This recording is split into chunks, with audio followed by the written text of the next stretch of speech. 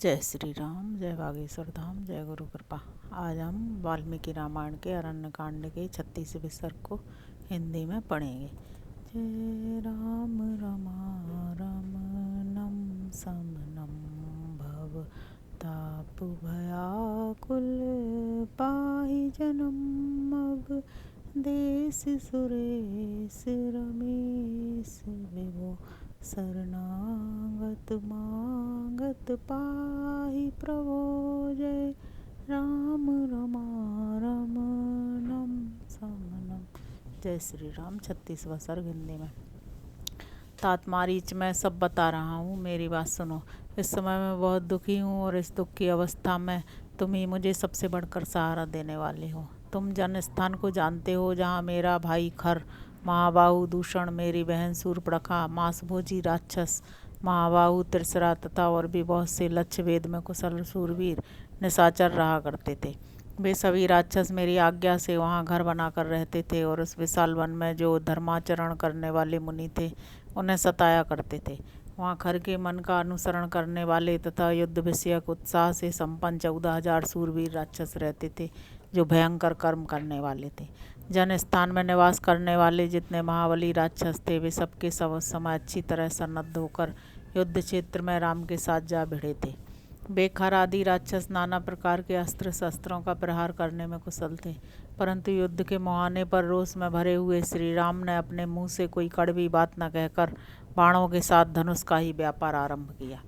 पैदल और मनुष्य होकर भी राम ने अपने दमकते हुए बाणों से भयंकर तेज वाले 14,000 राक्षसों का विनाश कर डाला और उसी युद्ध में खर को भी मौत के घाट उतारकर दूषण को भी मार गिराया। साथ ही त्रिसरा का वध करके उसने दंडकारण्य को दूसरों के लिए निर्भय बना दिया। उसके पिता ने कुपित होकर उसे पत्नी सहित घर से निकाल दिया है। उसका जीवन क्षीण हो चला है। यह क्षत्रिय कुल कलंक राम ही उस राक्षस सेना का घातक है। वह शील रहित, क्रूर, तीखे स्वभाव वाला, मूर्ख, लोभी, अजितेंद्रिय, धर्म त्यागी, अधर्मात्मा और समस्त प्राणियों के अहित में तत्पर रहने वाला है, जिसने बिना किसी बैर विरोध के केवल बल का आश्रय ले मेरी बहन के नाक कान काट कर उसका रूप बिगाड़ दिया। उससे बदला लेने के लिए मैं भी उसकी देवकन्या के समान सुंदरी पत्नी सीता को जन स्थान से बलपूर्वक हर लाऊंगा। तुम उस कार्य में मेरी सहायता करो। महाबली राक्षस, तुम जैसे पार्श्ववर्ती सहायक के और अपने भाइयों के बल पर ही मैं समस्त देवताओं की यहाँ कोई परवाह नहीं करता। अतः तुम मेरे सहायक हो जाओ, क्योंकि तुम मेरी सहायता करने में समर्थ हो। पराक्रम में, युद्ध में और वीरोचित अभिमान में तुम्हारे समान कोई नहीं है। नाना प्रकार के उपाय बताने पर भी तुम बड़े बहादुर हो। बड़ी बड़ी मायाओं का प्रयोग करने में भी विशेष कुशल हो। निशाचर, इसलिए मैं तुम्हारे पास आया हूँ। सहायता के लिए मेरे कथन अनुसार तुम्हें कौन सा काम करना है वह भी सुनो। तुम सोने के बने हुए मृग जैसा रूप धारण करके रजतमय बिंदुओं से युक्त चितकबरे हो जाओ और राम के आश्रम में सीता के सामने विचरो। विचित्र मृग के रूप में तुम्हें देखकर सीता अवश्य अपने पति राम से तथा लक्ष्मण से भी कहेंगे कि आप लोग इसे पकड़ लावें। जब वे दोनों तुम्हें पकड़ने के लिए दूर निकल जाएंगे, तब मैं बिना किसी विघ्न बाधा के शून्य आश्रम से सीता को उसी तरह सुखपूर्वक हर लाऊंगा जैसे राहु चंद्रमा की प्रभा का अपहरण कर लेता है। उसके बाद स्त्री का अपहरण हो जाने से जब राम अत्यंत दुखी और दुर्बल हो जाएगा, उस समय मैं निर्भय हो सुखपूर्वक उसके ऊपर कृतार्थ चित्त से प्रहार करूंगा। रावण के मुख से श्री रामचंद्र जी की चर्चा सुनकर महात्मा मारीच का मुंह सूख गया। वह भय से थर्रा उठा। वह अपलक नेत्रों से देखता हुआ अपने सूखे होंठों को चाटने लगा। उसे इतना दुख हुआ कि वह मुर्दा सा दिखाई देने लगा। उसी अवस्था में उसने रावण की ओर देखा। उसे महान मन में श्री रामचंद्र जी के पराक्रम का ज्ञान हो चुका था, इसलिए वह मन ही मन अत्यंत भयभीत और दुखी हो गया तथा हाथ जोड़कर रावण से यथार्थ वचन बोला। उसकी वह बात रावण के तथा अपने लिए भी हितकर थी। इस प्रकार श्री वाल्मीकि निर्मित रामायण आदि काव्य के अरण्य कांड में 36वां सर्ग पूरा हुआ। अब हम 37वां सर्ग हिंदी में पढ़ेंगे। राक्षस राज रावण की पूर्वोक्त बात सुनकर बातचीत करने में कुशल महातेजस्वी मारीच ने उसे इस प्रकार उत्तर दिया। राजन, सदा प्रिय वचन बोलने वाले पुरुष तो सर्वत्र सुलभ होते हैं, परंतु जो अप्रिय होने पर भी हितकर हो, ऐसी बात के कहने और सुनने वाले दोनों ही दुर्लभ हैं। तुम कोई गुप्तचर तो रखते नहीं और तुम्हारा हृदय भी बहुत चंचल है, अतः निश्चय ही तुम श्री रामचंद्र जी को बिल्कुल नहीं जानते। वे पराक्रमोचित गुणों में बहुत बड़े चढ़े तथा इंद्र और वरुण के समान हैं। तात मैं तो यही चाहता हूँ कि समस्त राक्षसों का कल्याण हो। कहीं ऐसा ना हो कि श्री रामचंद्र जी अत्यंत कुपित हो समस्त लोगों को राक्षसों से शून्य कर दें। जनक नंदिनी सीता तुम्हारे जीवन का अंत करने के लिए तो नहीं उत्पन्न हुई हैं। कहीं ऐसा ना हो कि सीता के कारण तुम्हारे ऊपर कोई बहुत बड़ा संकट आ जाए। तुम जैसे स्वेच्छाचारी और श्रृंखल राजा को पाकर लंकापुरी तुम्हारे और राक्षसों के साथ ही नष्ट न हो जाए। जो राजा तुम्हारे समान दुराचारी, स्वेच्छाचारी, पापपूर्ण विचार रखने वाला और खोटी बुद्धि वाला होता है, वह अपना, अपने स्वजनों का तथा समूचे राष्ट्र का भी विनाश कर डालता है। श्री रामचंद्र जी ना तो पिता द्वारा त्याग या निकाले गए हैं, ना उन्होंने धर्म की मर्यादा का किसी तरह त्याग किया है। ना वे लोभी, ना दूषित आचार विचार वाले और ना क्षत्रिय कुल कलंकी हैं।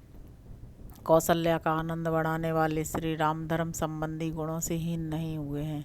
उनका स्वभाव ही किसी प्राणी के प्रति तीखा नहीं है। वे सदा समस्त प्राणियों के हित में ही तत्पर हैं। रानी कैकेयी ने पिता को धोखे में डालकर मेरे वनवास का वर मांग लिया। यह देखकर धर्मात्मा श्री राम ने मन ही मन यह निश्चय किया कि मैं पिता को सत्यवादी बनाऊंगा। इस निश्चय के अनुसार वे स्वयं ही वन को चल दिए। माता कैकेयी और पिता राजा दशरथ का प्रिय करने की इच्छा से ही वे स्वयं राज्य और भोगों का परित्याग करके दंडक वन में प्रविष्ट हुए हैं। तात श्री राम क्रूर नहीं है, वे मूर्ख और अजितेंद्रिय भी नहीं है। श्री राम में मिथ्या भाषण का दोष मैंने कभी नहीं सुना है, अतः उनके विषय में तुम्हें ऐसी उल्टी बातें कभी नहीं कहनी चाहिए। श्री राम धर्म के मूर्तिमान स्वरूप हैं। वे साधु और सत्य पराक्रमी हैं। जैसे इंद्र समस्त देवताओं के अधिपति हैं, उसी प्रकार श्री राम भी संपूर्ण जगत के राजा हैं। उनकी पत्नी विदेह राजकुमारी सीता अपने ही पातिव्रत्य के तेज से सुरक्षित है। जैसे सूर्य की प्रभाव से अलग नहीं की जा सकती है, उसी तरह सीता को श्री राम से अलग करना असंभव है। ऐसी दशा में तुम बलपूर्वक उनका अपहरण कैसे करना चाहते हो? श्री राम प्रज्वलित अग्नि के समान है। बाण ही उस अग्नि की ज्वाला है, धनुष और खड़ग ही उसके लिए ईंधन का काम करते हैं। तुम्हें युद्ध के लिए सहसा उस अग्नि में प्रवेश नहीं करना चाहिए। तात धनुष ही जिसका फैला हुआ दीप्तिमान मुख है और बाण ही प्रभा है, जो अमरस में भरा हुआ है, धनुष और बाण धारण किए खड़ा है, रोष बस्ती के स्वभाव का परिचय देता है और शत्रु सेना के प्राण लेने में समर्थ है। उस राम रूपी यमराज के पास तुम्हें यहाँ अपने राज्य सुख और प्यारे प्राणों का मोह छोड़कर सहसा नहीं जाना चाहिए। जनक किशोरी सीता जिनकी धर्म पत्नी है, उनका तेज अप्रमेय है। श्री रामचंद्र जी का धनुष उनका आश्रय है, अतः तुम में इतनी शक्ति नहीं है कि वन में उनका अपहरण कर सको। श्री रामचंद्र जी मनुष्यों में सिंह के समान पराक्रमी हैं। उनका वक्षस्थल सिंह के समान उन्नत है। भामिनी सीता उनकी प्राणों से भी अधिक प्रियतमा पत्नी है। वे सदा अपने पति का ही अनुसरण करती हैं। मिथिलेश कुमारी सीता ओजस्वी श्री राम की प्यारी पत्नी है। वे प्रज्वलित अग्नि की ज्वाला के समान असह हैं, अतः उन सुंदरी सीता पर बलात् नहीं किया जा सकता। राक्षस राज, यह व्यर्थ का उद्योग करने से तुम्हें क्या लाभ होगा? जिस दिन युद्ध में तुम्हारे ऊपर श्री राम की दृष्टि पड़ जाए, उसी दिन तुम अपने जीवन का अंत समझना। यदि तुम अपने जीवन का सुख का और परम दुर्लभ राज्य का चिरकाल तक उपभोग करना चाहते हो, तो श्री राम का अपराध ना करो। तुम विभीषण आदि सभी धर्मात्मा मंत्रियों के साथ सलाह करके अपने कर्तव्य का निश्चय करो। अपने और श्री राम के दोषों तथा गुणों के बलाबल पर भाली भांति विचार करके अपने और श्री रामचंद्र जी की शक्ति को ठीक ठीक समझ लो। फिर क्या करने से तुम्हारा हित होगा, इसका निश्चय करके जो उचित जान पड़े वही कार्य तुम्हें करना चाहिए। निशाज राज, मैं तो समझता हूँ कि कौशल राजकुमार श्री रामचंद्र जी के साथ तुम्हारा युद्ध करना उचित नहीं है। अब पुनः मेरी एक बात और सुनो, यह तुम्हारे लिए बहुत ही उत्तम, उचित और उपयुक्त सिद्ध होगी। इस प्रकार श्री वाल्मीकि निर्मित आर्ष रामायण आदि काव्य अरण्यकांड में 37वां सर्ग पूरा हुआ। जय श्री राम, जय बागेश्वर धाम, जय गुरु कृपा।